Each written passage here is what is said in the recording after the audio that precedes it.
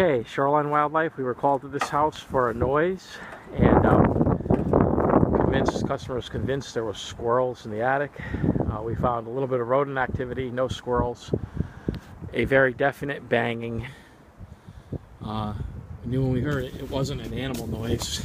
And coming outside, what do we see? A loose wire banging on the gutter, and it just stopped. There we go. And that's the noise she's hearing inside that house. So a little investigative work, and we discover the main culprit.